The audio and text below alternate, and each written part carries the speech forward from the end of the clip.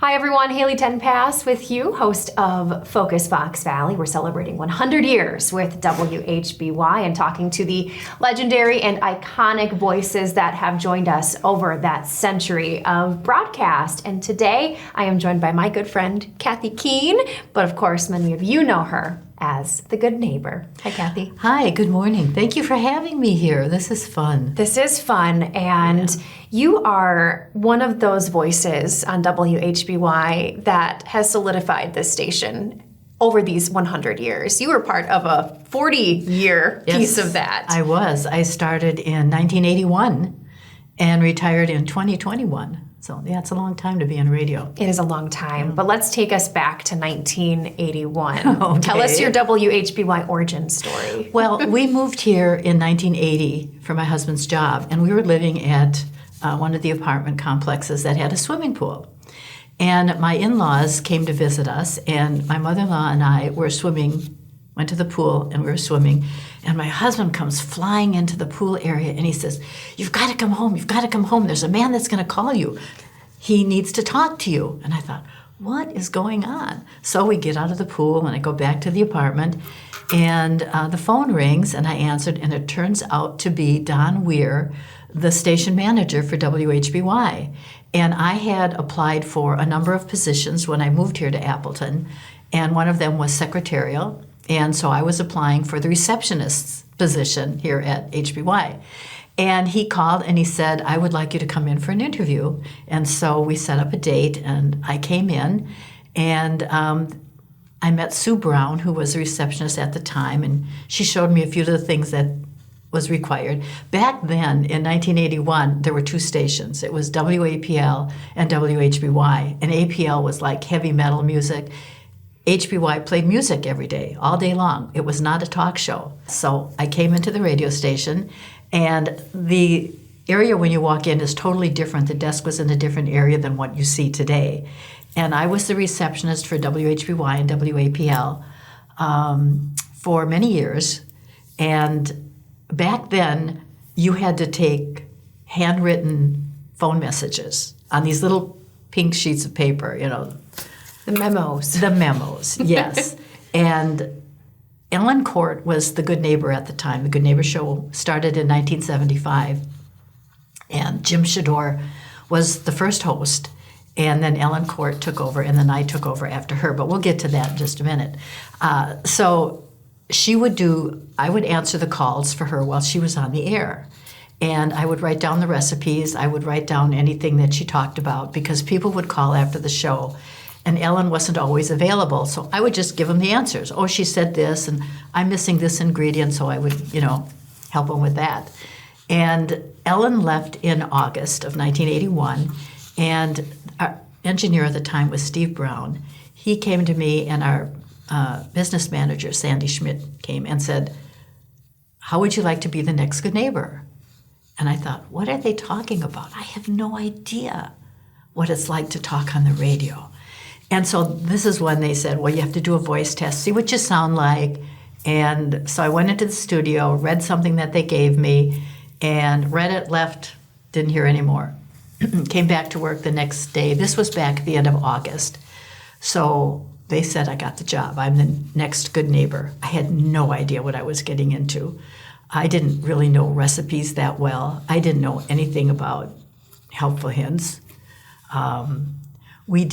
I started the day after Labor Day in 1981, and I had a list of babies and obits. And back then, we did obits every day, and we did babies every day. Wow. Back then, we did. And the commercials that we had were on like 8-track carts. And so for each commercial, you had one 8-track, and you plugged it in, and you played it. Now you just press a button, or it automatically goes if you have it lined up correctly, and you didn't have to worry about it. And sometimes my stacks would be way high. I was so afraid they'd fall over. And Bob O'Halloran ran the board for the first 2 weeks because I knew nothing about running a board, didn't know all these levers and buttons and things. And I did learn that. And back then, back in 1981, you could smoke in the studio. Oh my goodness. And Bob used to smoke. And the smoke, there was a vent up there that would be just caked with, whatever from cigarettes. But yeah, they used, and I'll never forget, one day I was on the air and Bob was running the board. And there was a separate little room where the news people would come in, and we used to make faces at whoever, like Bob Lloyd.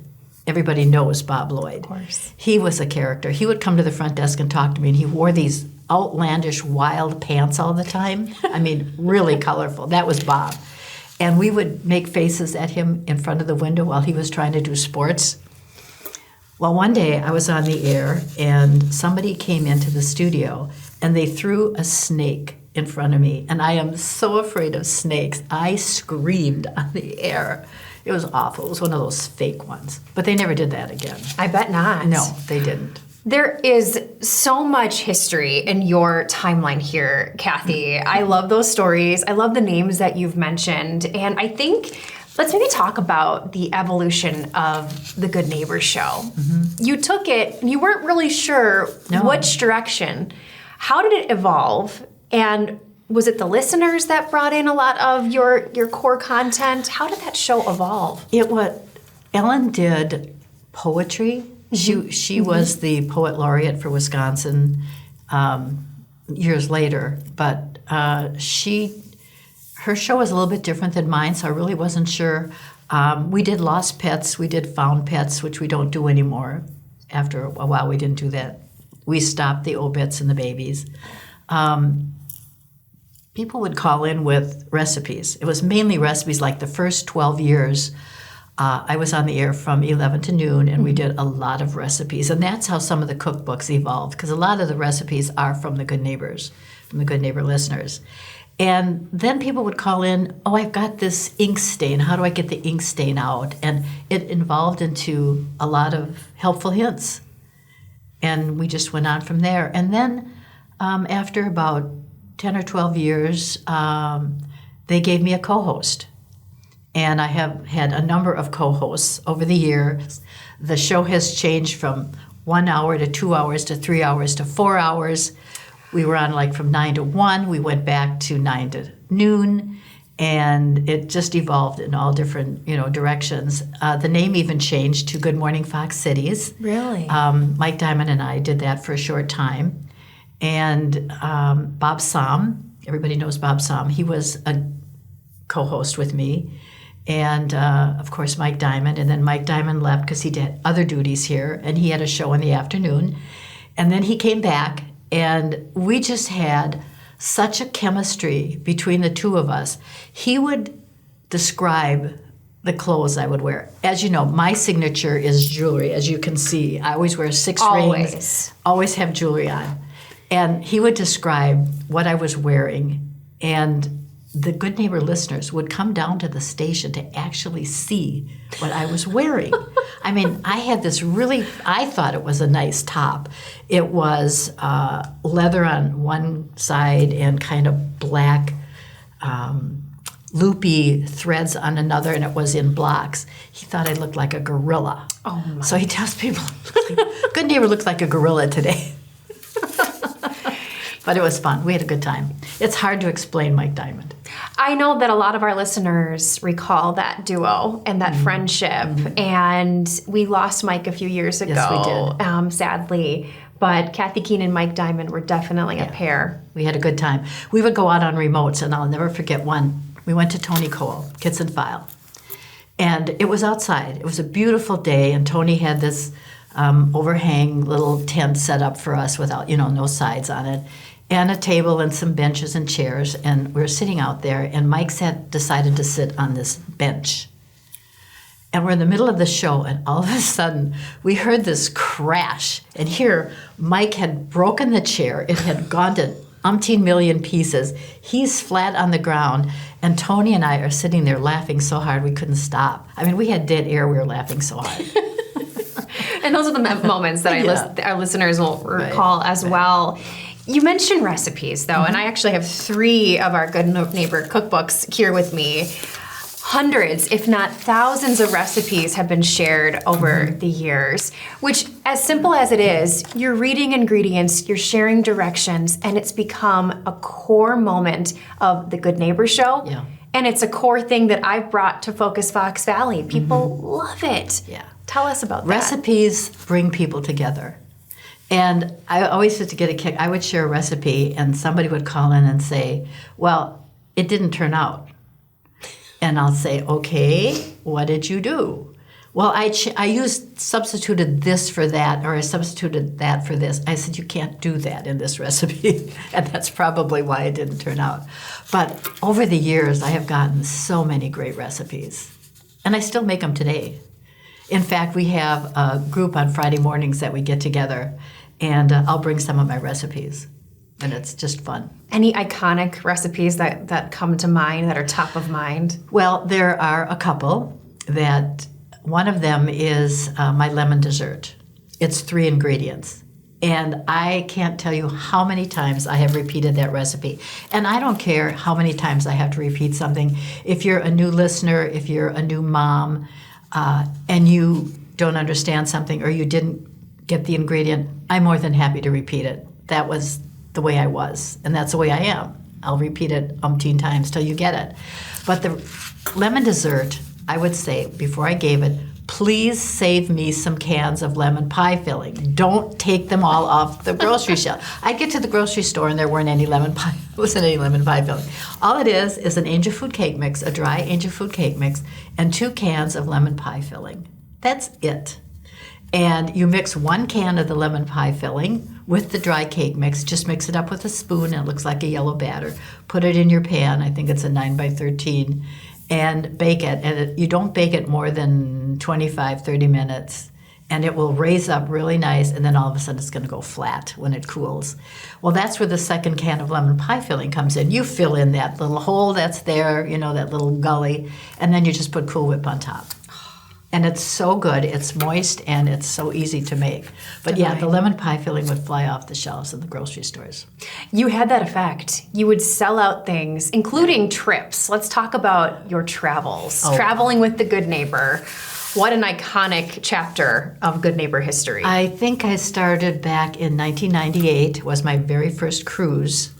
I knew nothing about cruising, didn't know anything about going on a cruise ship.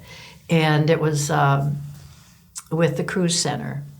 And we went to the Caribbean. I mean, I've done like maybe 15 cruises in my lifetime.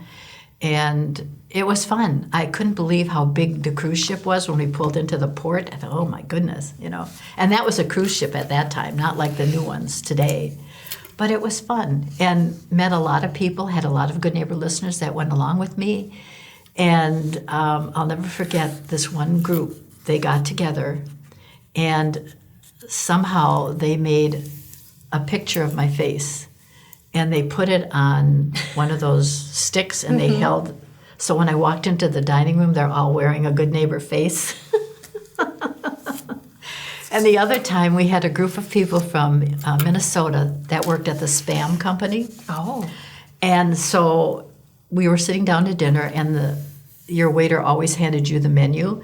And he passed the menus around, and he handed me my menu, and I'm looking at it, and I'm thinking, what is this? Every single item, from the entrees to the dessert to the appetizers, was all Spam items. Everything was Spam. Only my menu had the Spam items. Nobody else did. You led a lot of bus trips too, Yes. all across the country, and I know you had some really great friendships that you made with Still those trips today. too. Yeah. I used to do ski trips, believe it or not, to Nordic Mountain. And it was, back then we were 1230, WHBY 1230 were the call letters. And so we charged $12.30, and they got a box lunch, they got a free ski lesson, and the bus trip to Nordic Mountain. And we spent the day there. Wow. Yeah, it was fun. What a deal. It was fun, yeah. And I did trips to, one-day bus trips to Cedarburg for Christmas in the country. But then I started with Nationwide Travelers back in 2001. And Joyce Ormond, who is longer with us, has passed on. She and I did 53 bus trips, I think. We went from one end of the United States to the other. We went into Canada, to Nova Scotia. We went to Alaska, not, of course, by bus, but we did a lot of trips. It's impressive. Yeah, it's fun. Let's talk guests. You brought so many beloved characters to the show, community experts, community leaders. What was it like to build that Rolodex of guests? I didn't start having guests on the show until later on. I think maybe after 10 years or so. We didn't have any guests on the show, and then I started a little by little. And what I was looking for was a guest who was interesting, who offered valuable information, but yet made it fun. So I stayed away from religion and politics, although I did have the mayors on. I had Mayor Tim Hanna, and I had Dean Crawford on when he was the mayor of Neenah, and then Jake Woodford before I retired. But we really didn't talk politics. We talked about what was going on in the city and things like that, so it made it fun. But I think some of the old-time listeners will remember Walter Bell. Walter Bell was a gardener, and he loved gladiolas, and he would come on every month and talk about flowers. He was the first person. Jim Howard from Howard's Pet and Garden was another guy that would come on and talk about plants and flowers and things like that. These were some old standbys that I had on all the time. Kenny Kempfer, I think people will remember Kenny Kempfer from Fox Valley Tech. He was our car guru. He knew everything there was to know about cars. Well, now Jeff Ruffing has taken over, and he does a great job too. Yeah. But Kenny Kempfer and What's Under the Hood, that's iconic. God. Yes, he came on. Tony Cole from Kiss and File used to come on all the time too, and he talked hardware, and he would bring a whole big basket of stuff, a tote full of stuff, and we'd talk about it, and people would go and, want to buy it, which was really good. A couple of other people that the old-time listeners will remember was Gloria Pitzer. She was the recipe detective, and she could take any recipe, whether it was McDonald's special sauce burgers or any recipe that you could think of. She could reproduce it using regular ingredients, and I have a number of her cookbooks, her secret recipes. And then several years ago, her daughter came on and was putting all of her recipes together because Gloria has passed. And another one was Joanna Lund. She did healthy exchanges, so she would take your recipes and turn them into healthy recipes. And she would be on every month. Linda Cobb was another gal from Peoria, Arizona, and she was the queen of clean.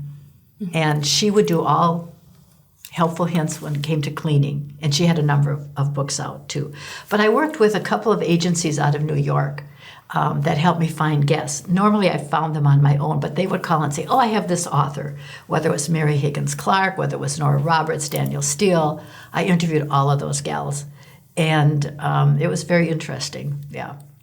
100 years of history, what comes to mind for you when you think of 100 years of broadcast and your time with WHBY? I think the changes that we've seen in technology, the way the radio stations work today, back then, like I said, you could smoke in the studio. You had carts. It was totally different. We have nicer microphones now. So that has made a difference. But I miss talking to the listeners. I really do. I don't miss anything else, but I found something the other day and I thought, I wish I could share this with the listeners. And you and I are going to talk about it today on your show. 10 items we have in our house that are really dirty that we don't think about cleaning. I thought, so I shared it with my card club. And they said, really? I didn't think about that. But things like that I miss. Yeah. And I miss talking to the listeners. I really do. Well, I know that the Good Neighbor Show was, again, core, staple, and a beloved part of WHBY. And we are so thankful that you can help us celebrate 100 years here today. I'm happy to do it. Really, thank you. Well, thank you, Kathy. You're welcome.